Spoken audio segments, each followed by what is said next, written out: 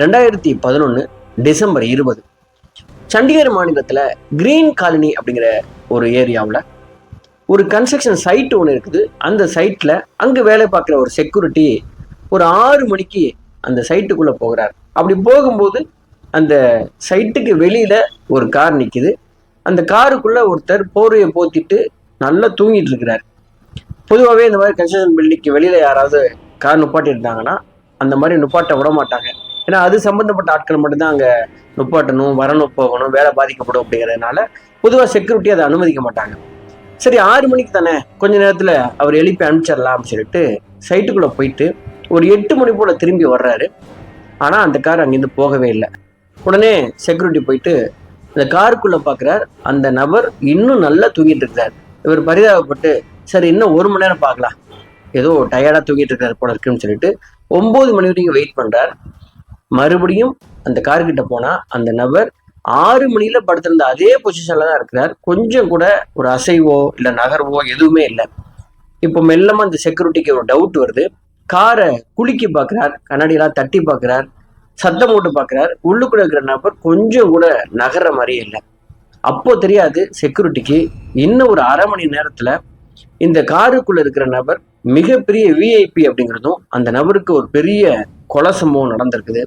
அந்த கொலையினால சண்டிகர் மாநிலமே படபடக்க போகுது அப்படிங்கிற விஷயம் அந்த செக்யூரிட்டிக்கு அப்போ தெரியாது. பயந்து போன செக்யூரிட்டி போலீஸ் ஸ்டேஷனுக்கு ஃபோன் பண்ணி சொல்றாரு. அதுக்கப்புறம் போலீஸ் வந்து இந்த நபர் யாருன்னு கண்டுபிடிக்கிறாங்க. அதுக்கப்புறம் தான் ஆட்டமே ஆரம்பமாகுது. அந்த நபர் யாரு, அந்த நபரை யார் அப்படி கொண்டு வந்து போட்டது, என்ன காரணம் அப்படின்லாம் போலீஸ் கண்டுபிடிக்கும் போது மிகப்பெரிய நெட்வொர்க்கே இதுக்கு பின்னாடி இருக்குது. அதுக்கு காரணம் ஒரு சாதாரண காரணம் அப்படிங்கிறத போலீஸ் கண்டுபிடிச்சாங்க. சரி, நேரடியாக இந்த குற்ற சம்பவத்துக்குள்ள போகலாம். சண்டிகர் ஸ்டேட்ல செக்டர் 12 ஆக்ஸ்போர்ட் ஹாஸ்பிட்டல் அப்படிங்கிற ஒரு ஹாஸ்பிட்டல் ரன் பண்ணிட்டு இருக்கிறவர் டாக்டர் கௌரவ். அந்த பகுதியில் டாக்டர் கௌரவ் தெரியுமா அப்படின்னு கேட்டா எல்லாருமே ரொம்ப நல்லா தெரியுங்க அப்படின்னு சொல்லக்கூடிய அளவுக்கு ரொம்பவே ஃபேமஸான ஒரு டாக்டர் தான் அவர். இவர் ஒரு கார்டியாலஜிஸ்ட். அந்த பகுதியில் இருக்கிற எல்லா டாக்டருமே ஹார்ட்ல ஏதாவது பிரச்சனை அப்படின்னா எல்லா பேஷண்ட்டையும் இந்த டாக்டர் கௌரவ் கிட்ட தான் அனுப்பி வைப்பாங்க. ரொம்பவே திறமையான ஒரு டாக்டர். ரொம்ப சேலஞ்ச் பண்ணி ரொம்ப கிரிட்டிக்கல் கேஸை கூட அட்டன் பண்ணி நிறைய நபர்களை உயிர் பிழைக்க வச்சிருக்கிறார். இந்த டாக்டருடைய ஃபேமிலி பேக்ரவுண்ட் என்ன அப்படின்னா, இவருக்கு ஒரு அப்பா இருக்கார், அவங்க அம்மா இறந்து போயிட்டாங்க. இவருடைய மனைவி 2005 இறந்து போயிடுறாங்க. டாக்டருக்கு 49 வயசு. இப்போ ஒரு பையன் இருக்காரு. இந்த பையன் MBBS படிச்சுட்டு இருக்காரு. ஒரு பொண்ணு இருக்காங்க, அவங்க ஸ்கூல் படிச்சுட்டு இருக்காங்க. 49 வயசான இந்த டாக்டர் மறுமணம் பண்ணிக்கல. மிட் நைட்ல ஃபோன் பண்ணா கூட இந்த டாக்டர் இந்த பேஷண்ட்டை போயிட்டு அவங்க எங்க இருக்காங்களோ அவங்க வீட்டிலே போய் அட்டன் பண்ணக்கூடியவர். அது மாதிரி ரொம்ப பொறுமைசாலி, ரொம்பவே அக்கறையா ஒவ்வொரு பேஷண்ட்டுடைய பேரையும் ஞாபகத்துல வச்சுக்கிட்டு ரொம்ப கேர் பண்ணிக்கக்கூடிய ஒரு டாக்டர். அவ்வளோ நல்ல பேர் இருக்கு இந்த டாக்டருக்கு. இந்த டாக்டர் இவங்களுடைய ஹாஸ்பிட்டல்லேருந்து பக்கத்திலேயே வீடு கட்டி இருக்கிறார். ஏன்னா திடீர்னு நைட்ல ஏதாவது ஒரு பேஷண்ட் ஹாஸ்பிட்டல் வந்துட்டா கூட என்னை எந்த நேரத்துலையும் கூப்பிடலாம் அப்படின்னு சொல்லிட்டு அதுக்காகவே அந்த ஹாஸ்பிட்டலுக்கு பக்கத்துல வீடு கட்டிட்டு அங்க வாழ்ந்துட்டு இருக்கிறார். ரொம்பவே ஒரு நல்ல டாக்டர். 2011 டிசம்பர் 19 அன்னைக்கு ஈவினிங்ல இவருடைய ஓபி கேஸ் எல்லாம் முடிச்சுட்டு ஒரு 6:30 மணிக்கு வீட்டுக்கு வர்றார். வீட்டுக்கு வந்துட்டு எப்போதுமே ஒரு 6:30-7 மணிக்கு வீட்டுக்கு வந்தாலும் அதுக்கப்புறம் ரெஸ்ட் எடுப்பார். ஆனா அன்னைக்கு வந்ததுக்கு அப்புறம் கொஞ்சம் ஃப்ரெஷ் அப் ஆயிட்டு மறுபடியும் ட்ரெஸ் பண்ணிட்டு வெளியில கிளம்பிட்டு இருக்காரு. அவங்க அப்பா அதை பாக்குறாரு. சரி பையன்கிட்ட கேட்க வேணாம், எங்கேயோ வெளில போறாரு அப்படின்னு சொல்லிட்டு விட்டாரு. 7 மணிக்கு வெளில போனவரு 11 மணி வரைக்கும் வீடு திரும்பல. அப்பாவுக்கு இந்த மாதிரி பையன் லேட்டா வந்ததே கிடையாது. ஏன்னா அடுத்த நாள் காலையில டியூட்டிக்கு போகணும் அப்படிங்கிறதுனால 11 மணிக்கு பையனுக்கு ஃபோன் பண்ணி பார்க்குறாரு. டாக்டருடைய ஃபோன் வந்து சுவிட்ச் ஆஃப்னு வருது. உடனே சுவிட்ச் ஆஃப் பண்ண மாட்டாரு வழக்கமா. ஏன் சுவிட்ச் ஆஃப் பண்ணியிருக்காரு, ஏதாவது சர்ஜரியில் எது இருக்காரா அப்படின்னு சொல்லிட்டு ஹாஸ்பிட்டலுக்கு ஃபோன் பண்ணி அப்பா கேட்டிருக்காரு. அதுக்கு ஹாஸ்பிட்டலில் இருந்த நர்ஸு மற்ற ஆட்கள்லாம் சொல்லியிருக்காங்க, டாக்டர் 7 மணிக்கே வீட்டுக்கு போயிட்டாங்க, எங்கே இருக்காங்கன்னு தெரியல அப்படின்னு அந்த தகவல் சொல்கிறாங்க. உடனே இந்த அப்பா அந்த நேரத்திலேயே டாக்டருடைய ஃப்ரெண்ட்ஸு, ரிலேட்டிவ்ஸு எல்லா வீட்டுக்கும் ஃபோன் பண்ணி விசாரிக்கிறார். எங்கேயுமே வரலங்கிற தகவல் அவருக்கு தெரிய வருது. உடனே அவங்க அப்பா என்ன நினைக்கிறாருன்னா, சரி ஏதாவது ஃப்ரெண்ட்ஸ் கூட பார்ட்டிக்கு ஏதாவது போயிருப்பாப்ல, போன இடத்துல ஃபோன் வந்து சுவிட்ச் ஆஃப் ஆகிருக்கும் சார்ஜ் இல்லாமல், காலையில் வந்துருவார் அப்படின்னு சொல்லிட்டு இதை பெருசு பண்ணிக்காமல் படுத்து தூங்கிட்டார். காலையில் ஒரு 6 மணிக்கு எந்திரிச்சு அப்பா பார்க்குறார். வீட்டுக்கு பையன் வந்துட்டாரான்னு தேடுனா வீட்டுக்கு இன்ன வரைக்கும் இந்த நேரம் வரைக்கும் அவங்க பையன் வரலை. கொஞ்சமாக பயந்துட்டார். இப்போ மறுபடியும் அவர் வந்து எல்லாருக்கும் ஃபோன் பண்ணி என் பையன் வந்தானான்னு கேட்டிருக்கிறார். இப்போ காலையில் 11 மணி ஆயிடுச்சு, டிசம்பர் 20. இப்படிப்பட்ட சூழல்ல தான் இவங்க அப்பாவுக்கு ஒரு கால் வருது. அந்த காலில் பேசினது ஒரு போலீஸ். போலீஸ் பேசுறாங்க அப்படின்னே இவர் பதட்டப்பட்டு என்ன ஏதுன்னு விசாரிக்கும் பொழுது, நீங்க உடனடியா இந்த கிரீன் காலனிங்கிற பகுதிக்கு வாங்க, உங்க பையனுடைய கார் இங்க நிக்குது அப்படின்னு சொல்லி போலீஸ் அவங்க அழைச்சிருக்காங்க. உடனே பதறி அடிச்சுட்டு டாக்டருடைய அப்பா அங்க போயிருக்காரு. போனா பையன் ஓட்டிட்டு வந்த டாடா எஸ்யூவி கார் அங்க இருக்குது. அந்த காருக்குள்ள பையன் அப்படியே மயங்கி நிலையில இருக்கான். அந்த பையனுடைய, அதாவது டாக்டருடைய மேல ஒரு போர்வை போத்தி இருக்குது. அந்த போர்வையை விலக்கி பார்த்தா பையனுடைய மூக்குல இருந்து பிளட்டா இருக்குது. டாக்டர்கிட்ட ஒரு கதறிக்கிட்டே கேட்கிறாரு, என்னாச்சு என் பையனுக்கு அப்படின்னா. அப்போ டாக்டர் சொல்றாங்க, காலையில 9 மணிக்கு இங்க இருக்கிற செக்யூரிட்டி எங்களுக்கு கால் பண்ணாங்க. நாங்க வந்து பார்க்கும்போது உங்க பையன் காருக்குள்ளேயே மயங்கி நிலையில இருந்தாரு. காரு கண்ணாடியெல்லாம் உடைச்சு நாங்க அவரை வெளியில கொண்டு வந்து டாக்டர் டீம்லாம் வர வச்சு செக் பண்ணோம். அப்போ டாக்டர் என்ன சொன்னாங்கன்னா 10 மணி நேரத்துக்கு முன்னாடியே இறந்துட்டதா சொல்றாங்க. உடைய மூக்குல இருந்து பிளட் எல்லாம் வந்திருக்கு அப்படிங்கிற தகவலை சொல்றாரு. இங்க இருந்து ஃபோரன்சிக் டிபார்ட்மெண்ட் வர்றாங்க. ஒருவேளை இது வந்து கொலையா இருக்கலாமோ அப்படிங்கிற கண்ணோட்டத்துல அந்த கார் முழுவதும் அவங்க செக் பண்ணும்போது கார்ல ரொம்ப கிளீனா ஒரு கொஞ்சம் கூட எந்த தடயமும் இல்லை, கை ரேகைகளும் இல்லை. அப்படிங்கிறதுனால இது யாரோ ரொம்ப பிளான் பண்ணி செஞ்சிருக்காங்க அப்படின்னு போலீஸ் ஒரு முடிவு போடுறாங்க. ஆனா அவங்க அப்பாவுக்கு என்ன ஒரு எண்ணம்னா, என் பையனை வந்து பணத்துக்காகவும் நகைக்காகவும் யாரோ பண்ணியிருக்கலாம், திருட்டுக்காக இது பண்ணியிருக்கலாமோ அப்படின்னு அவர் கொஸ்டின் ரைஸ் பண்றாரு. ஏன் அப்படி அவர் சொன்னாரு அப்படின்னா, பையன் ஒரு பெரிய செயின் ஒன்று கழுத்துல போட்டிருந்தா, அந்த செயின் இப்போ இல்லை. விரல்ல ஒரு மோதிரம், அந்த மோதிரம் வைர மோதிரம் போட்டிருந்தார். அது மட்டும் இல்லாம அவருடைய வேலெட்ல நிறைய பணம் இருந்துச்சு, அந்த பணம் இல்லை. ஸோ இதெல்லாம் வச்சு பார்க்கும்போது பையனை திருட்டுக்காக பண்ணி இப்படி கொலை பண்ணியிருப்பாங்களோ அப்படிங்கிற மாதிரி அப்பா சொல்றாரு. ஆனா போலீஸ் சொல்றாங்க, இல்லை இல்லை, திருட்டுக்காக பண்றவங்க பிளான் பண்ணி கொல்ல மாட்டாங்க. அவங்க ஒருவேளை நகையை அடிச்சுட்டு தாக்கிட்டு கூட போயிருக்கலாம், சாகுற அளவுக்கு இதை பிளான் பண்ணி பண்ண மாட்டாங்க, இது ஒரு பிளான்டு மர்டர் தான் அப்படின்னு அவங்க முடிவு போடுறாங்க. ஒரு பக்கம் இந்த பாடியை அட்டாப்சிக்காக அனுப்பிச்சிட்டு என்கொயரியை ஸ்டார்ட் பண்ணலான்னு பார்க்குறாங்க இந்த போலீஸ். என்கொயரியில இதை எங்கிருந்து ஆரம்பிக்கிறது அப்படின்னா, இந்த கௌரவுடைய பேக்ரவுண்டை பற்றி தெரிஞ்சுக்கணும் அப்படிங்கிறதுக்காக கௌரவுடைய பாஸ்ட் லைஃப் எப்படி அப்படின்னு சொல்லிட்டு அவங்க என்கொயரி பண்ண ஆரம்பிக்கிறாங்க. அப்படி விசாரிச்சதுல இந்த கௌரவுக்கு கல்யாணம் ஆகி இவங்க வாழ்க்கை நல்லா போயிட்டு இருக்கும்போது ஒரு 15 வருஷம் கழிச்சு இந்த டாக்டர் கௌரவுக்கும் வேற ஒரு பொண்ணுக்கும் கள்ள தொடர்பு இருக்கிறத இவருடைய மனைவி கண்டுபிடிச்சிடறாங்க. அதை கண்டுபிடிச்சதுலேருந்து வீட்டில் பயங்கரமான சண்டை. அதை விட சொல்லி இந்த கௌரவ் அதை விடுறதுக்கு தயாரா இல்லை. ஒரு கட்டத்தில் சண்டை அதிகமாகி என்ன பண்றாங்கன்னா, டாக்டருடைய ஒய்ஃப் 3வது மாட்டிலிருந்து கீழே குதிச்சு அவங்க இறந்து போயிடுறாங்க. அதாவது சூசைட் பண்ணி இறந்து போயிடுறாங்க. இந்த கேஸ் நடக்குது. இந்த கேஸ்ல இவருக்கு 4 வருஷம் இவருக்கு தீர்ப்பாயிருது. ஜெயிலில் இருக்கிறார். இவருக்கு மிகப்பெரிய கோடீஸ்வரன், பெரிய பெரிய வக்கீல்லாம் தெரியும் அப்படிங்கிறதுனால இன்ஃப்ளூயன்ஸ் பண்ணி பெயில தான் இப்போ வெளியில டாக்டர் இருக்கிறாரு அப்படிங்கிற தகவலை போலீஸ் கண்டுபிடிச்சிடறாங்க. ஸோ இப்போ இவருக்கு இந்த டாக்டரை கொல்றதுக்கான ஒரு முகாந்திரம் இருக்குது. ஒரு டீம் வந்து வெளியில கோவத்தோட இருக்காங்க. அவருடைய மனைவியுடைய அப்பா அம்மா இருக்காங்கல்ல, அவங்க சைட்ல இருந்து இவரை யாராவது கொலை பண்ணியிருக்கலாம் அப்படிங்கிற அந்த மோட்டிவ்ல நேரடியாக அவங்க அப்பா அம்மா கிட்ட போயிட்டு விசாரிக்கிறாங்க போலீஸ். அதுக்கு அப்பா அம்மா சொல்றாங்க, என்னுடைய மருமகை வந்து ஒரு பொறுக்கி, சாதாரண பொறுக்கி இல்லை, அவன் வர பேஷண்ட் கூடலாம் வந்து தப்பான ரிலேஷன்ஷிப்பை அவன் ஏற்படுத்திக்குவான், ஒரு பொம்பளை பொறுக்கி அவன் செத்து போனதுல எங்களுக்கு வந்து 100% சந்தோஷம். என் பொண்ணு அநியாயமா கொன்னுட்டான், ஆனா உண்மையை சொல்லணும்னா என் பொண்ணு செத்த அன்னைக்கே அவனை நாங்கள் கொண்டிருக்கணும், அதுக்கு எங்களுக்கு தைரியமும் கிடையாது, எங்கள்கிட்ட பணமும் கிடையாது, யாரோ ஒருத்த கொண்டதுல எங்களுக்கு ரொம்ப சந்தோஷம் அப்படின்னு சொல்லிட்டு அவங்க சொல்றாங்க. அவங்க சொல்றதுல உண்மை இருக்கா, அவங்க பண்ணலையான்னு அவங்களோட பேக்ரவுண்ட் செக் பண்றாங்க போலீஸ். உண்மையிலே அவங்க பண்ணல. இந்த நாள்ல அவங்க இருந்த இடத்திற்கான எல்லா ஆதாரங்களும் ரொம்ப கிளீனா இருக்குங்கிறதுனால இவங்களுடைய மனைவி சைட்ல இருந்து கொள்றதுக்கான வாய்ப்பு இல்லை அப்படிங்கிற அந்த முடிவுக்கு வர்றாங்க போலீஸ். இந்த இன் பிட்வீன்ல அட்டாப்சி ரிப்போர்ட் வருது. அட்டாப்சி ரிப்போர்ட்ல என்ன வருதுன்னா, டாக்டருக்கு அவருடைய உடல்ல ஏகப்பட்ட இன்ஜெக்ஷன் மார்க் இருக்குது. அது மட்டும் இல்லாமல் அவருடைய உடல்ல ஆப்ரேஷன் பண்றதுக்காக பயன்படுத்துகிற அனஸ்தீசியா ட்ரக்ஸ் எல்லாம் இருக்குது அப்படின்னு சொல்லி இந்த ரிப்போர்ட்ல சொல்லுது. உடனடியாக போலீஸ் என்ன சொல்றாங்கன்னா, நம்ம இந்த தப்பா நம்ம என்கொயரி பண்ணிட்டு இருக்கோம், ஒருவேளை இது கொலையா இல்லாம இவர் ஒரு ட்ரக் அடிக்டா இருந்தா, இவர் போட்டு ஓவர் டோஸ்ல இறந்து போயிருந்தா, அந்த கோணத்துல நம்ம இதை பார்க்கணும்னு சொல்லிட்டு இவருக்கு இது மாதிரி ட்ரக் அடிக்ஷன் ஏதாவது இருக்கா, போதைப் பொருள் ஏதாவது யூஸ் பண்ணுவாரான்னு கேட்டா டாக்டர் அந்த மாதிரி பழக்கம் இல்லை, இது வரைக்கும் அவருடைய மெடிக்கல் ரெக்கார்ட்லையும் தெரிஞ்சவங்க விசாரிக்கும் பொழுது அந்த மாதிரியான எந்த விதமான தவறான போதை பொருள் பழக்கமும் அவருக்கு இல்லைங்கிறது தெளிவா தெரிய வருது. ஸோ இதை யாரும் இவங்களுக்கு வலுக்கட்டாயமா டாக்டருக்கு இன்ஜெக்ட் பண்ணி கொண்டிருக்காங்க. அப்போ ரொம்ப ஸ்ட்ராங்கான மோட்டிவ் இருக்கு அப்படிங்கிறத அவங்க தெரிய வர்றாங்க. இப்போ அவங்களுக்கு இருக்கிற ஒரே ஒரு வழி என்னன்னா, இந்த டாக்டருடைய போன் ரெக்கார்ட்ஸை நம்ம செக் பண்ணலாம் அப்படின்னு அவங்க செக் பண்ணாங்கன்னா, அன்னைக்கு நைட்டு, அதாவது டிசம்பர் 19 அன்னைக்கு நைட்டு டாக்டருடைய போன் ஒரு இடத்துல சுவிட்ச் ஆஃப் ஆயிருக்கு. எங்கன்னா டாக்டருடைய வீட்டுல இருந்து சில கிலோமீட்டர் தூரத்துல இருக்கிற ஒரு ஏரியில போன் சுவிட்ச் ஆஃப் ஆயிருக்குது. இந்த சுவிட்ச் ஆஃப் ஆகிறதுக்கு முன்னாடி இவருக்கு ஒரு கால் வந்திருக்கு. அது ரொம்ப புது நம்பர். அந்த நம்பர் யாருடையது அப்படின்னு செக் பண்ணா, இந்த ஆக்ஸ்போர்ட் ஹாஸ்பிட்டல் இருக்குல்ல, இதுல இருந்து கொஞ்சம் தூரத்துல இன்னொரு ஒரு சென்ட்ரல் கவர்மெண்டோடைய ஹாஸ்பிட்டல் இருக்குது. அது பேரு Post Graduate Institute of Medical Science அப்படின்னு சொல்லிட்டு ஒரு சென்ட்ரல் கவர்மெண்டோடைய ஹாஸ்பிட்டல்.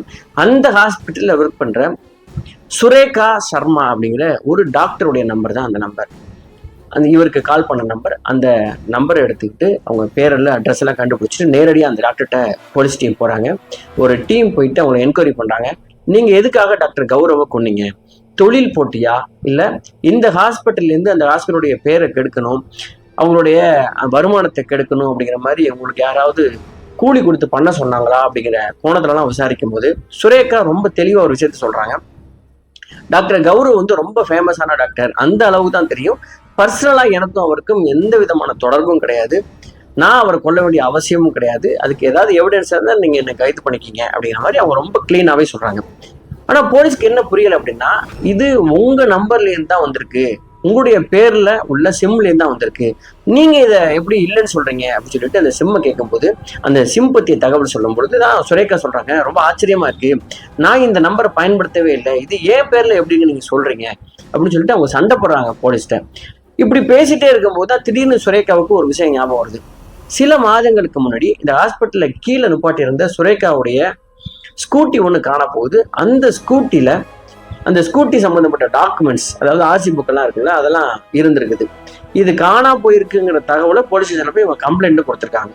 ஸோ இந்த தகவலை சொன்ன உடனே போலீஸ்க்கு ஒரு பக்கம் அந்த ஆர்சி புக்கை வச்சுட்டு சிம் கார்டு வாங்கலாமா செக் பண்ணா, ஆமா இப்படிப்பட்ட டாக்குமெண்ட்டை கொடுத்து சிம் கார்டு வாங்கலாம். 2011 ஆதார் கார்டுலாம் இப்போ இல்லை அப்படிங்கிறதுனால, கைரேகை வைக்க வேண்டிய அவசியமும் இல்லைங்கிறதுனால டாக்குமெண்ட்டை கொடுத்து வாங்கலாம், சுலபமா வாங்கலாம் அப்படிங்கிறது தெரியுது. சரி, இந்த டாக்டர் சொல்றது உண்மைதானா அப்படின்னு சொல்லி அங்க இருக்கிற போலீஸ் ஸ்டேஷன்ல போய் என்கொயரி பண்றாங்க. 3 மாதங்களுக்கு முன்னாடி டாக்டர் சுரேகா வந்து அங்க கம்ப்ளைண்ட் கொடுத்துருக்காங்க, என்னுடைய ஸ்கூட்டியை காணா அப்படின்னு. இந்த போலீஸ் ஸ்டேஷன் போகும்போதுதான் இன்னொரு விஷயம் இந்த போலீஸ்க்கு தெரியுது. என்னன்னா, இதே மாதிரி 7 ஸ்கூட்டி கடந்த 1 வருடத்துக்குள்ள அந்த ஹாஸ்பிட்டல்ல இருந்து காணா போயிருக்கு அப்படிங்கிற தகவல் போலீஸ்க்கு தெரிய வருது. இப்ப ரொம்ப ஷாக் ஆகுறாங்க. வந்து ஒவ்வொரு டாட்ஸா கனெக்ட் பண்ணி பாக்குறாங்க. என்னன்னா, ஸ்கூட்டி காணா போகுது, ஸ்கூட்டில இருக்கிற டாக்குமெண்ட்டை வச்சுக்கிட்டு சிம் கார்டு வாங்கி இந்த சிம் கார்டுல இருந்து நிறைய பேருக்கு ஃபோன் பண்ணி இந்த மாதிரி பிளாக்மெயில் பண்றாங்களா, இல்ல கடத்துறாங்களா, வேற ஏதோ ஒன்று பண்றாங்க. இது மிகப்பெரிய நெட்வொர்க்கா இருக்கு. இந்த நெட்வொர்க்கை ரொம்ப சீக்கிரமா நம்ம கண்டுபிடிக்கணும். இதுக்கு பின்னாடி எவ்வளவு பேர் இருக்காங்க அப்படிங்கிறது தெரியல, இந்த கிரைமோட வீரியம் எவ்வளவு பெருசுங்கிறது தெரியல அப்படின்னு சொல்லிட்டு ஒரு பெரிய தனிப்படையை அமைச்சு இதுக்காக என்கொயரியை ஸ்டார்ட் பண்றாங்க. அப்படி என்கொயரியை ஸ்டார்ட் பண்ணும்போது இந்த பிஜி ஹாஸ்பிட்டல் இருக்குல்ல, சென்ட்ரல் கவர்மெண்டுடைய ஹாஸ்பிட்டல், அங்க வந்து யாரோ ஒருத்தர் இங்க இருந்து ஹெல்ப் பண்றாங்க அப்படிங்கிற அந்த பாயிண்ட் ஆஃப் வியூல அந்த ஹாஸ்பிட்டல் இருக்கிற அத்தனை பேரையும் விசாரிக்கும் போதுதான் ஒரு தகவல் தெரிய வருது. என்னன்னா, இதே பிஜி ஹாஸ்பிட்டல்ல தான் டாக்டர் கௌரவுடைய ஒய்ஃபும் வேலை பார்த்திருக்காங்க. அங்க இவங்க 2 பேருக்குமே காமன் ஃப்ரெண்ட்ஸ் இருக்காங்க அப்படிங்கிற தகவல் தெரிய வருது. அந்த காமன் ஃப்ரெண்ட்ஸ் எல்லாம் விசாரிக்கும் பொழுது அவங்க யாருமே அக்யூஸ்ட் இல்லை அப்படிங்கிற தகவல் தெரிய வருது. இந்த 7 ஸ்கூட்டி காணா போச்சுல்ல, இந்த 7 ஸ்கூட்டியையும் அவங்க ஏதோ ஒரு இடத்துல வித்திருக்கணும் தானே. அப்போ அதை வாங்குற கடைகள், அந்த மாதிரியான கடைகள் நம்ம என்கொயரி பண்ணா நமக்கு ஏதாவது தகவல் தெரிய வரும் அப்படின்னு சொல்லிட்டு ஒரு டீம் அங்க போயிட்டு அந்த மாதிரியான கடைகள் ஒரு 10 கடைகளை எடுத்துட்டு அந்த கடைகள்ல இருந்து என்கொயரியை ஸ்டார்ட் பண்றாங்க. அவங்க ரொம்ப கிளீனா ஒரு ஆணும் பெண்ணும், ஒரு இளம் ஜோடிகள் இந்த 7 ஸ்கூட்டியையும் கொண்டு வந்து எங்ககிட்ட கொடுத்தாங்க. அவங்க பிஜி ஹாஸ்பிட்டல்ல தான் ஒர்க் பண்றாங்க அப்படிங்கிற தகவலை சொல்றாங்க. அவங்க 2 பேருடைய போட்டோவும் கொடுக்குறாங்க. அந்த போட்டோ எடுத்துக்கிட்டு நேரடியா பிஜி ஹாஸ்பிட்டல் கொண்டு போய் காட்டினாங்கன்னா, அவங்க நிர்வாகம் என்ன சொல்றாங்கன்னா, இந்த மாதிரி 2 நபர்கள் இங்க வேலை செய்யவே இல்லை, இது ஒரு ஃபேக்கு அப்படிங்கிற தகவலை சொல்றாங்க. போலீஸ் ரொம்பவே குழம்பி போயிடுறாங்க. எவ்வளோ சீட்டிங் பண்றாங்க பாருங்க.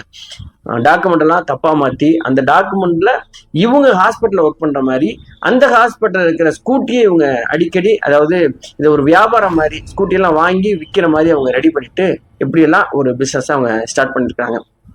இது மிகப்பெரிய நெட்வொர்க்கா இருக்கும் போல இருக்கு அப்படிங்கிற மாதிரி இவங்க என்கொயரி பண்ணிட்டே இருக்கும் பொழுதுதான் டாக்டர் கௌரவுடைய வீட்டுல அவருக்கு பர்சனலா வேற ஏதாவது பிரச்சனை இருக்குமா அப்படிங்கிற மாதிரி அவங்க அப்பா பசங்க எல்லார்ட்டையும் என்கொயரியை ஸ்டார்ட் பண்றாங்க. ஏன்னா அவங்க அம்மா இறந்து போனதுக்கு அப்புறம் பசங்களுக்கும் அப்பாவுக்கும் ஒரு நல்ல அண்டர்ஸ்டாண்டிங் இல்லை அப்படிங்கிற கோணத்துல பையன்கிட்டையும் அவங்க என்கொயரியை ஸ்டார்ட் பண்றாங்க. அப்படி பண்ணும்பொழுது அன்னைக்கு டாக்டருடைய டிரைவர் ஒரு முக்கியமான தகவலை சொல்றார். என்னன்னா, டிசம்பர் 19 அன்னைக்கு நைட்டு 7 மணிக்கு டாக்டர் வீட்டுக்குள்ள வந்து ஃப்ரெஷ் அப் ஆகும்போது ஒரு டாக்குமெண்ட்டை கொடுத்து டாக்குமெண்ட்டை காருக்குள்ள வச்சிரு அப்படின்னு சொல்லி அனுப்பிச்சிருக்கிறாரு. அந்த டிரைவர் டாக்குமெண்ட் எடுத்துக்கிட்டு காருக்கு போய் பின் சீட்டை திறந்து வைக்கும் பொழுது முன் சீட்ல ஒரு அழகான பெண் உட்கார்ந்து இருந்திருக்காங்க. சன்கிளாஸ் எல்லாம் போட்டிருந்திருக்காங்க. பின்னாடில இருந்து பார்த்துட்டு சரி யாரோ ஒருத்தர் உட்காந்துருக்காங்கன்னு சொல்லிட்டு இந்த டிரைவர் வந்துட்டார். ஸோ அந்த டிரைவர் போலீஸ்கிட்ட சொல்றாங்க, அன்னைக்கு அது வரைக்கும் நான் பார்க்காத ஒரு பெண் கார்ல உட்காந்துருந்தாங்க அப்படிங்கிற தகவலை சொன்ன உடனே அந்த பெண் இதுதானா அப்படின்னு சொல்லிட்டு இந்த ஸ்கூட்டியெல்லாம் வித்தாங்கல்ல ஒரு கப்புள், அந்த கப்புள் இருந்த பெண்ணுடைய போட்டோ கொண்டு போய் காட்டும்போது ஆமாங்க எக்ஸாக்டா இந்த பெண்ணை தான் நான் பார்த்தேன் அப்படின்னு சொல்லிட்டு அந்த டிரைவர் சொல்லிடலாம். ஸோ போலீஸ்க்கு இப்போ ஒரு விஷயம் நல்லா தெரிஞ்சிச்சு, நம்ம குற்றவாளியை நெருங்கிட்டோம், இந்த குற்றவாளி எங்க இருக்காங்க அப்படிங்கிறத சேஸ் பண்ணோம்னா நம்ம கண்டுபிடிச்சிடலாம்னு சொல்லிட்டு ரொம்ப தீவிரமா தனிப்படைகள் அமைச்சு இந்த 2 பேரும் எங்க இருக்காங்க அப்படிங்கிறது அந்த தேடுதல் வேட்டையை துரிதப்படுத்துறாங்க. எல்லா போலீஸ் ஸ்டேஷனுக்கும் இந்த 2 பேருடைய போட்டோலாம் அனுப்பிச்சிடுறாங்க. அப்படி அனுப்பும்போது ஒரு ஏரியாவில் இந்த 2 பேர் இருக்காங்க அப்படிங்கிற தகவல் தெரிய வருது. அந்த அட்ரஸை இவங்க வச்சுக்கிட்டு அங்கே போய் அந்த வீட்டு உரிமையாளர்கிட்ட விசாரிக்கும் பொழுது ஆமா சில மாதங்களா இந்த 2 பேர் இங்கே இருக்கிறாங்க, ரொம்ப நல்ல கப்புளுங்க, ஏதோ பிஸ்னஸ் பண்றாங்க போல இருக்கு, காலைல கார்ல போவாங்க, நைட்ல வருவாங்க, ஒரு தொந்தரவும் இல்லை, கரெக்டா வாடகை கொடுத்துருவாங்க அப்படின்னு சொல்லிட்டு அந்த வீட்டு ஓனர் சொல்றாரு. நிறைய இந்த மாதிரியான சீட்டிங் பேர் வழிகள்லாம் இப்படிதான் நல்லவங்க போறவங்க இருப்பாங்கல்ல, அதே மாதிரி இருந்திருக்காங்க அந்த 2 பேரும். இப்போ அந்த 2 பேரையும் போலீஸ் ஸ்டேஷன்ல கொண்டு வந்து அந்த 2 பேரையும் பிடிச்சிட்டு வந்து போலீஸ் ஸ்டேஷன்ல வச்சு போலீஸ் விசாரிக்கிற முறையில அவங்க விசாரிக்கும் பொழுதுதான் இதுக்குள்ள இன்னொரு நபர் ஒருத்தர் இருக்காரு அப்படிங்கிற தகவலை அந்த 2 பேரும் சொல்றாங்க. அந்த 2 பேருடைய பேர் என்ன அப்படின்னா, ஒருத்தன் பேரு தீபக் சர்மா, இன்னொருத்தங்க அந்த பெண் பேரு ஹனி அகர்வால். இந்த 2 பேரும் பிஜி ஹாஸ்பிட்டல்ல எங்களுக்கு ஒரு பார்ட்னர் இருக்காரு அப்படின்னு சொல்லிட்டு ஒருத்தனை சொல்றாங்க. அவனுடைய பேரு விஷால். இந்த 3 பேரும் சேர்ந்துதான் இந்த கிரைமை அவங்க பண்ண ஆரம்பிச்சிருக்காங்க. இந்த கிரைம் எங்கேருந்து ஸ்டார்ட் ஆகுது அப்படின்னு ஒரு பிளாஷ்பேக் என்னன்னா, இந்த தீபக் சர்மா இருக்கால, அவன் ஒரு வோடோஃபோன் கம்பெனியில ஒர்க் பண்ணிட்டு இருந்திருக்கான். அந்த கம்பெனிக்கு ஒரு முறை ஒரு சிம் வெரிஃபிகேஷனுக்காக இந்த விஷால் அங்க வந்திருக்கான். 2 பேருக்கும் நல்ல பழக்கம் ஆரம்பிச்சிருக்கு. இப்படி பழக ஆரம்பிக்கும் போது இந்த தீபக்குடைய வீட்டுக்கு விஷால் அடிக்கடி போக ஆரம்பிக்கிறான். வீட்டுக்கு போய் பழக ஆரம்பிக்கும் போது தான் இந்த 3 பேருக்கும், அதாவது ஹனி அகர்வால், தீபக், விஷால், இந்த 3 பேருக்குமே சீக்கிரமா பணம் சம்பாரிச்சு கோடீஸ்வரன் ஆயிடணும். அது நல்ல வழியில சேர்த்தா, ரொம்ப கஷ்டப்பட்டு சம்பாரிச்சாலாம் நம்ம கோடீஸ்வரன் ஆக முடியாது. ஏதாவது தப்பான வழி இருந்தாதான் நம்ம சீக்கிரம் சட்டுன்னு கோடீஸ்வரன் ஆகலாம். அதுக்கு என்ன பண்ணலாம்னு சொல்லிட்டு பிளான் பண்ணி பேச ஆரம்பிச்சிருக்காங்க. அப்படி பேசிட்டு இருக்கும்போது தான் இந்த விஷால் சொல்லியிருக்கான், நான் வந்து பிஜி ஹாஸ்பிட்டல்ல ஒர்க் பண்றேன், அங்க வந்து ஆயிரக்கணக்கான பேர் தினமும் வந்து போவாங்க, அப்படி தினமும் வர்ற டாக்டர்ஸு, ஸ்டூடெண்ட்ஸு, பேஷண்ட்டு உங்களுடைய ஸ்கூட்டியை நம்ம எடுத்து திருடி விற்றோம்னா நமக்கு நல்ல பணம் வரும் அப்படின்னு சொல்லிட்டு 3 பேரும் ஒரு ஸ்கெட்ச் போட்டிருக்காங்க. அதுல இருந்து ஸ்கூட்டியை திருட ஆரம்பிச்சிருக்காங்க. அப்படி திருடி இருக்கும்போது அந்த ஸ்கூட்டி விற்கிறதுனால ஒரு பணம் வந்துருக்குது. ஸ்கூட்டிக்குள்ள இருக்கிற டாக்குமெண்ட் ஆர்சி புக்ஸ் ஆகல, அதை வச்சுட்டு சிம் கார்டை வாங்கிட்டு இந்த ஃபோர்ஜரி சிம் கார்டு மூலமா பிளாக்மெயிலையும் பண்ணலாம். இந்த பெண் ஹனி அகர்வால் இருக்காங்களா, ரொம்ப அழகான பெண் அப்படிங்கிறனால அந்த பெண்ணை வச்சுட்டு நம்ம பசங்களையோ இல்லை டாக்டரையோ பெரிய பெரிய விஐபிகளையோ பேச வச்சு நம்ம ட்ராப் பண்ணி பணம் சம்பாதிக்கலாங்கிற மாதிரி ஒரு நெட்வொர்க்கையும் ஸ்டார்ட் பண்ணி ரொம்ப ஜரூரா பணம் சம்பாதிச்சுட்டே இருந்திருக்காங்க. அப்படி இருக்கும்போது தான் இந்த விஷாலுக்கு ஒரு தகவல் தெரிய வருது. என்னன்னா, இந்த பிஜி ஹாஸ்பிட்டல்ல ஒர்க் பண்ணிட்டு இருந்த டாக்டர் கௌரவுடைய ஒய்ஃப் வந்து இறந்து போயிட்டாங்க. அதுக்கு என்ன காரணம்னா, பெண் சபல புத்தி இருக்கு அப்படிங்கிறதுனால சூசைட் பண்ணி இறந்து போயிட்டாங்கிற தகவலை டாக்டர் கௌரவுடைய காமன் ஃப்ரெண்டு ஒருத்தர் இருந்தா இல்லையா, அவர் பேசிட்டு இருக்கும்போது இதை கேட்டுறாரு விஷால். ஸோ இந்த விஷால் இந்த தகவல் வச்சுக்கிட்டு நேரடியா ஹனி அகர்வால்கிட்ட போயிட்டு, இந்த மாதிரி டாக்டர் கௌரவ் எவ்வளவு பெரிய கோடீஸ்வரர், அவருக்கு ஒரு நல்ல பேர் இருக்குது, அவரை நம்ம ஹனி ட்ராப்ல நம்ம மாட்ட வச்சோம்னா பிளாக்மெயில் பண்ணி நிறைய பணம் சம்பாதிக்கலாம், சின்ன சின்னதா ஸ்கூட்டிலாம் விற்க வேண்டியதில்ல, ஒரே அடியில கோடி கணக்கில் நம்ம சம்பாதிச்சிடலாம் சொல்லிட்டு 3 பேர் சேர்ந்து திட்டம் போட்டிருக்காங்க. அப்படி திட்டம் போட்டதுல இந்த ஹனி அகர்வாலுடைய பேரை முதல்ல மாத்திருக்காங்க ஜோதிகா. இந்த டாக்டர் கௌரவ்கிட்ட பேசுறதுக்காக புதுசாவே அவங்களுக்கு பேர் வச்சிருக்காங்க ஜோதிகான்னு. இவங்க பேசுறதுக்காக ஒரு சிம்மை ரெடி பண்ணியிருக்காங்க. அப்படி பண்ண சிம் தான் சுரேகா சர்மாவுடைய அந்த ஸ்கூட்டியை திருடிட்டு அதுல இருந்து ஆர்சி புக் இருக்கு இல்லையா, அதை வச்சுக்கிட்டு சுரேகா சர்மாவுடைய பேர்லயே சிம் எடுத்து ஜோதிகாங்கிற பேர்ல ஹனி அங்க போயிருக்காங்க. ஹாஸ்பிட்டல்ல போயிட்டு ரிஜிஸ்ட்ரேஷன் நம்பருக்கு அதை கொடுத்துருக்காங்க. நெஞ்சு வலிக்குது அப்படின்னு சொல்லி டாக்டர் கௌரவ போய் சந்திச்சிருக்காங்க. ஒண்ணுமே இல்லாம போய் மீட் பண்ணி ரொம்ப நெஞ்சு வலிக்குது, இசிஜி எடுக்கணும் டாக்டர் அப்படின்னு சொல்லியிருக்காங்க. அவரும் எடுத்து பார்த்துட்டு நார்மலா இருக்கு, ஒன்றும் பிரச்சனை நீங்க பயப்படாதீங்க அப்படின்னு சொல்லிருக்காரு. இல்ல எனக்கு வந்து ரொம்ப பயமா இருக்கு, பதட்டமா இருக்கு டாக்டர், ஏதாவது பிரச்சனைனா நான் உங்களை கூப்பிடலாமா அப்படின்னு சொன்னேன். ஓகே, என்ன கூப்பிடலாம், நீங்க எந்த நேரமா இருந்தாலும் கூப்பிடலாம் அப்படின்னு சொல்லிட்டு பர்சனல் நம்பரை 2 பேருமே ஷேர் பண்ணியிருக்காங்க. வீட்டுக்கு போன கொஞ்ச நாள்லயே திருப்பி நைட்டு 1 மணிக்கு ஃபோன் பண்ணி, டாக்டர் எனக்கு நெஞ்செல்லாம் பயங்கரமா வலிக்குது டாக்டர், உடனே வாங்க டாக்டர் அப்படின்னு சொல்லிட்டு கூப்பிட்டுருக்கு இந்த ஜோதிகா. உடனே டாக்டர் அங்கே போயிருக்காரு, நைட்ல போய் செக் பண்ணியிருக்காரு. ஒன்றும் இல்லாமல் ஒன்றும் பிரச்சனை இல்லைன்னு சொல்லி ஒரு இன்ஜெக்ஷன் பண்ண உடனே தனிமையில் அங்கே இருக்கும்போது இந்த டாக்டரை செடியூஸ் பண்ணியிருக்காங்க இந்த ஜோதிகா. கையெல்லாம் பிடிச்சிட்டு ஒரு மாதிரி மூவ் பண்ண உடனே இவங்க என்ன சொல்லியிருக்காங்கன்னா, என்னுடைய ஹஸ்பண்ட் வந்து ஃபாரின்ல இருக்காரு, நான் இங்கே தனியாக தான் இருக்கேன் டாக்டர், நீங்கள் எப்போ வேணாலும் வரலாம் போகலாம், நானும் ரொம்ப தனிமையில தான் இருக்கேன், நீங்களும் தனிமையில தான் இருக்கீங்கன்னு கேள்விப்பட்டேங்கிற மாதிரி ரொம்ப செடியூஸ் பண்ணியிருக்காங்க. இப்போ டாக்டர் அங்கேயே விழுந்துட்டாரு. விழுந்த உடனே 2 பேருக்கும் அதுக்கப்புறம் வந்து ஒரு மாதிரி பயங்கர ரொமான்டிக்கா அவங்க வெளில சுத்தாறது போறது போயிட்டே இருந்திருக்குது. ஒரு 2-3 மாசம் கழிச்ச உடனே இந்த 3 பேர் உட்காந்து பேசியிருக்காங்க. நம்ம விரிச்ச வலையில டாக்டர் விழுந்துட்டாரு, ஸோ இப்போ நம்ம ஒரு நாள் இவரை அழகா பிளான் பண்ணி போட்டோஸ் வீடியோஸ் எல்லாம் எடுத்துட்டோம்னா கோடிக்கணக்கில் நம்ம பிளாக்மெயில் பண்ணி வாங்கிடலாம் டாக்டர்கிட்டேருந்து அப்படின்னு சொல்லி பிளான் பண்ணி தான் டிசம்பர் 19 அன்னைக்கு ஈவினிங் டாக்டருக்கு ஃபோன் பண்ணியிருக்காங்க இந்த ஜோதிகா. ஃபோன் பண்ணி, டாக்டர் நம்ம உங்களை பார்க்கணும் போல இருக்கு, நீங்க வீட்டுக்கு வர முடியுமா அப்படின்னு சொன்னோன்னே, ஓகே நானே வரேன், உன்னை பிக்கப் பண்ணிக்கிறேன்னு சொல்லிட்டு ஓபி பார்த்துட்டு இருந்த டாக்டர் வீட்டுக்கு போயிட்டு ஃப்ரெஷ் அப் ஆகிட்டு டாக்டர் கௌரவ் ஹனி அகர்வாலோட சேர்ந்துட்டு பக்கத்தில் இருக்கிற ஒரு ஏரிக்கு போய் அங்கே வந்து பேசிட்டு இருந்திருக்காங்க. டாக்டருக்கு நிறைய ஃபோன் கால்ஸ் வந்துட்டே இருந்திருக்குது. உடனே இந்த ஹனி என்ன சொல்லியிருக்காங்கன்னா, உங்களுக்கு அடிக்கடி கால் வந்துட்டே இருக்குது, அதனால நம்ம பேசுறது ரொம்ப டிஸ்டர்பா இருக்கு, ஃபோனை சுவிட்ச் ஆஃப் பண்ணி வச்சிருக்கேன் அப்படின்னு சொன்னோடனே அவரும் ஃபோனை சுவிட்ச் ஆஃப் பண்ணிட்டாரு. கொஞ்ச நேரம் கழிச்சு, சரி நம்ம இங்க இருக்க வேணாம், நம்ம வீட்டில் போய் தனியா இருக்கலாமா, கொஞ்ச நேரம் நம்ம மனசு விட்டு பேசலாம், ஜாலியா இருக்கலாம், வீட்டுக்கு வரீங்களான்னு சொன்னோன்னே ஓஎஸ் போகலாம் அப்படின்னு சொல்லிட்டு இப்போ வீட்டுக்கு போயிருக்கிறார். அப்படி போயிட்டு இருக்கும்போது இவருடைய பிளான் படி ஆல்ரெடி அந்த வீட்டுக்குள்ள விஷால் இருக்கிறாரு, தீபக் சர்மா இருக்காரு. இந்த விஷால் ஒரு ஹாஸ்பிட்டலில் ஒர்க் பண்ணவர் அப்படிங்கிறதுனால அவர் கையில் என்னன்னா சர்ஜரி பண்ணுறதுக்காக யூஸ் பண்ணுற மெடிசின்ஸ், அதாவது ட்ரக்ஸ் வந்து அவருடைய இன்ஜெக்ஷனில் இருக்குது. அவங்க பிளான் பண்ணி என்னன்னா, டாக்டர் கௌரவ் வீட்டுக்கு வருவார், வீட்டுக்கு வந்த உடனே இந்த பெண் வந்து ரொமான்டிக்காக பேசி ஜூஸ் கிஸில் ஏதாவது அவர் மயக்கம் படுற மாதிரி மயக்க மருந்துகளை கலந்து கொஞ்சம் மயங்கின உடனே அவரை வச்சு தப்பாக அப்படியே ஃபோட்டோஸு வீடியோஸ்லாம் எடுத்துக்கிட்டு அதை காட்டி கோடிக்கணக்கில் பணம் சம்பாதிக்கலாம் அப்படிங்கிறது தான் அவங்களுடைய ஐடியா. இந்த ஐடியாவோட காத்திருக்கிறாங்க.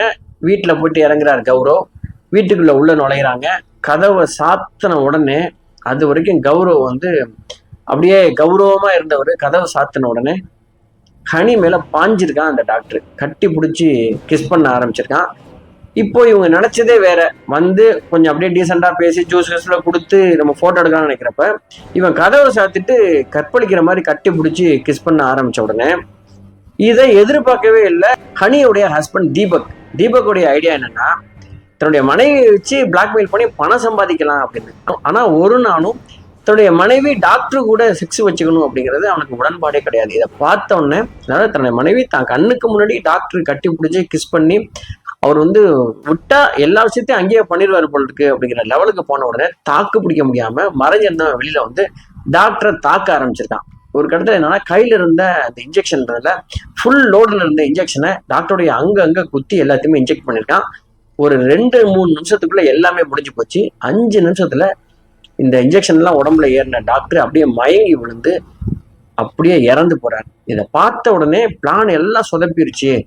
டோட்டலா இந்த தீபக் வந்து ரொம்ப டென்ஷன் ஆகி அவரை கொண்டுட்டாரு அப்படின்னு மனைவி ஹனி அகர்வாலும் இதுக்கு பிளான்ல இத்தனை மாசமா பிளான் போட்டிருந்த விஷாலும் சேர்ந்து டென்ஷன் ஆகி தீபக் கிட்ட பயங்கரமா சண்டை போட்டிருக்காங்க, திட்டிருக்காங்க. நீ எல்லாம் இப்படி பண்ணிட்டியே, கோடிக்கணக்கில் சம்பாதிக்க வேண்டிய விஷயத்துல இப்படி எமோஷனல் ஆகி கெடுத்துட்டியே அப்படின்னா, நான் எப்படி என் கண்ணால பார்க்க முடியும், என் பொண்டாட்டி அவன் கட்டி பிடிக்கிறதும் கிஸ் அடிக்கிறதும் இதெல்லாம் என்னால பார்க்க முடியாது அப்படின்னு சொல்லிட்டு அவரும் பயங்கரமா சண்டை போட்டிருக்கான். சரி ஓகே, இப்போ என்ன பண்றது அப்படின்னு அவங்க பிளான் பண்ணவங்க இந்த பாடியை எடுத்துக்கிட்டு டாக்டருடைய கார்லயே வச்சுட்டு ரொம்ப தூரத்துல போயிட்டு ஒரு கன்ஸ்ட்ரக்ஷன் சைட்டுக்கு முன்னாடி நிப்பாட்டிட்டு அங்கேயே கிளீனா காருடைய அந்த டிரைவர் சீட்ல இருந்து கார் டோர்ல இருந்து எல்லாத்தையும் லிக்விட் வச்சு கிளீன் பண்ணிட்டு போரை வச்சு போத்திட்டு அப்படியே யாருக்கு தெரியாம வெளியில வந்துட்டாங்க. இதுதான் நடந்திருக்குது. இந்த சைட்டுக்கு வெளியில இருந்த ஒரு செக்யூரிட்டி தான் இதை பார்த்துட்டு போலீஸ் ஸ்டேஷன் ஃபோன் பண்ணி இதை கண்டுபிடிச்சிருக்காங்க. ஸோ இந்த கேஸை வந்து ரொம்ப தெளிவாகவே ஒரு 70 சாட்சியங்களை கொண்டு போயிட்டு கோர்ட்டை நிப்பாட்டியிருக்காங்க. இந்த 3 நபர்களுக்கும் ஆயுள் தண்டனை விதிக்கப்பட்டு இப்போ வந்து அவங்க ஜெயிலில் இருக்காங்க. இந்த கேஸை பார்க்கும்போது எனக்கு என்ன தோணுச்சுன்னா, எல்லா தவறான உறவுமே கடைசியில் போய் ஒரு கொலையிலையோ ஒரு அவமானத்திலேயோ இல்லை ஒரு 2 குடும்பங்கள் பிரிவிலையோ போய் ஒரு கேவலமான ஒரு விஷயத்துல தான் போய் முடியும். இந்த கேஸை பொறுத்தவரையில் இந்த டாக்டர் வந்து சமுதாயத்தில் ரொம்ப ரொம்ப ஒரு மரியாதையான ஒரு நபர். 49 வயசு, அவங்க பையனும் டாக்டர் படிச்சுட்டு இருக்கான். அந்த ஆளுக்கு இருந்த ஒரு சபல புத்தினால அவங்க ஒய்ஃபை இழந்து அதுக்கப்புறம் கூட திருந்தாம வேற ஒரு பொண்ணுகிட்ட, அதாவது ஒரு பேஷண்ட்டை நடிச்சு வந்தா கூட உண்மையில ஒரு பேஷண்டா வந்திருக்கிற ஒரு பெண், எந்த ஒரு பேஷண்ட் நிலையில வர்றவங்கள வந்து அவங்க ஒரு நோயாளியா தான் பார்க்கணுமே ஒழிய ஒரு டாக்டர் வந்து இந்த மாதிரி காமத்தோட பார்க்கக்கூடாது. அந்த எத்திக்ஸ் எல்லாம் தாண்டி இந்த கௌரவம் பண்ணதுனால அவனுக்கு வந்து அவனுடைய உயிரை விட வேண்டிய சூழல் வந்துருச்சு. 1. 2வது, பணம் சம்பாதிக்கிறது, கஷ்டப்பட்டு உழைச்சி சம்பாதிக்கிற பணம் தான் நமக்கு வந்து நியாயமா வர்ற பணம் தான் நமக்கு நிற்கும். அதை தாண்டி சீக்கிரமே பணக்காரன் ஆகலாம் அப்படின்னு ஆசைப்பட்டு அதுக்காக என்ன வேணா பண்ணலாம்னு சொல்லிட்டு ஒரு கட்டின ஒய்ஃபையே கூட்டி கொடுக்குற ஒரு நிலைமைக்கு போன ஒருத்தன், அவன் இந்த 3 பேரும் பணத்தாசையினால அவங்களுடைய வாழ்க்கையை இருந்து அவங்களும் ஜெயிலுக்கு போயிட்டாங்க. இதுல நம்ம கத்துக்க வேண்டிய பாடம் என்ன அப்படின்னா, அதாவது சமுதாயத்துல நல்லா படிச்சிருக்காங்க, இவங்க நல்லவங்க, இவங்க பெரிய பணக்காரங்க, வெள்ளையா இருக்காங்க, இவங்க நல்ல ஒரு கேட்டகரி, நல்ல கவர்மெண்ட் ஜாப்ல இருக்காங்க, இவங்க தப்பு பண்ண மாட்டாங்க அப்படிதான் நம்ம நினைக்க வேண்டிய அவசியம் இல்லை. ஏன்னா மனிதருக்குள்ள இருக்கிற மிருகம் யார் எப்படிப்பட்டவங்க அப்படிங்கிறத நம்மளால கெஸ் பண்ண முடியல. அதனாலதான் இந்த டாக்டர் வெளியில அவ்வளவு நல்ல பேரோட இருக்கிற இந்த டாக்டருக்குள்ள அப்படி ஒரு மிருகத்தனமான ஒரு விஷயம் இருக்கு. ஸோ நம்ம எல்லா இடத்துலையும் எச்சரிக்கையா இருக்கணுங்கிறது இந்த கேஸ் வந்து நமக்கு ஒரு எடுத்துக்காட்டான ஒரு கேஸ். சரி, நம்மளே இந்த கேஸை பத்தி நீங்க என்ன நினைக்கிறீங்க? இந்த மாதிரியான விஷயங்கள், குற்றங்கள் குறையணும் அப்படின்னா சட்டம் எவ்வளவு தீவிரமா இருக்கணும், கடுமையான தண்டனைகள் இருக்கணும், நம்ம எப்படி எச்சரிக்கையா இருக்கணும் அப்படிங்கிறத பற்றிலாம் நீங்க கமெண்ட் பாக்ஸில் தெரியப்படுத்துங்க. மறக்காம இந்த சேனலை நீங்க சப்ஸ்கிரைப் பண்ணீங்க. நான் உங்கள் RS ராஜா. நம்ம தொடர்ச்சியாக இணைப்பில் இருப்போம். நன்றி, வணக்கம்.